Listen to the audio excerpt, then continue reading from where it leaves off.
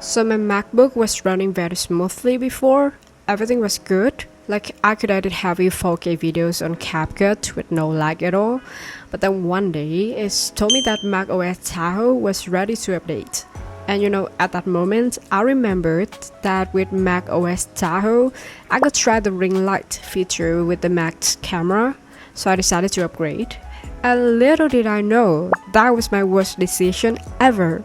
Like before, I used to plug my MacBook into an external hard drive so I could edit videos directly from it through CapCut. But after I upgraded, everything became so laggy. I couldn't even open or watch videos directly from a drive anymore. Like it took forever to copy files or to open Finder. Like it felt like my Mac downgraded to the 1980. It was so frustrating.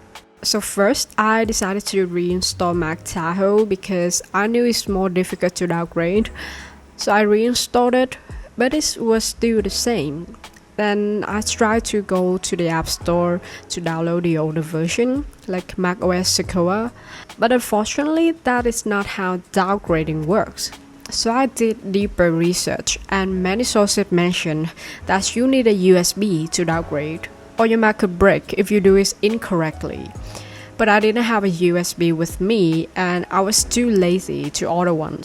So I kept researching and finally found a way to downgrade to the original macOS that my MacBook came with from the factory.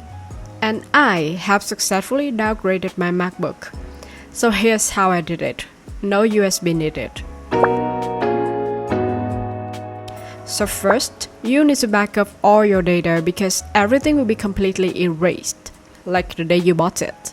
So you can upload your important files to the cloud, a time machine, or if you're stubborn like me, you can wait forever for files to copy to your external drive. Okay, so after backing up your important files, make sure to log out of your iCloud, because keeping it signed in can cause issues when you downgrade, and it can be hard to reactivate your MacBook afterward. After you've done it, now shut down your computer and wait a bit for it to fully power off. For this, you can check the keyboard light to make sure. Okay, so for M-series MacBooks like mine, please press and hold the power button to enter macOS recovery, and keep holding until you see loading startup options. Then click Options, enter your password, and make sure you're connected to Wi-Fi. And here, usually many people erase the disk here, but that can cause problems. I'm not a tech expert, so I chose a safer way. So you click Utilities, then Terminal, then type Reset Password. So when the Reset Password window appears, click Recovery Assistant, then Erase Mac, then confirm to erase your Mac.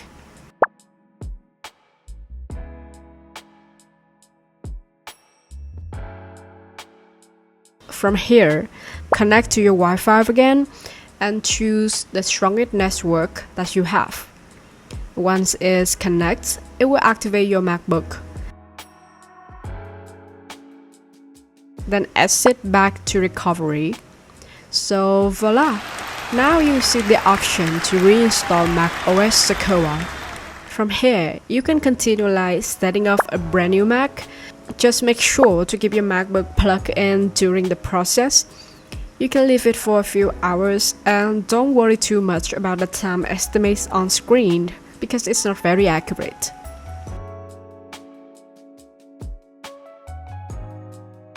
So after it's finished, if you have a time machine backup, you can restore from it, or if you back up your file elsewhere like I did, just choose Setup as New Mac.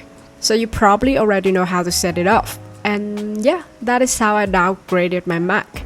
It's so much smoother now. So yeah, if you want to see how I customize my MacBook, you can check out my video here.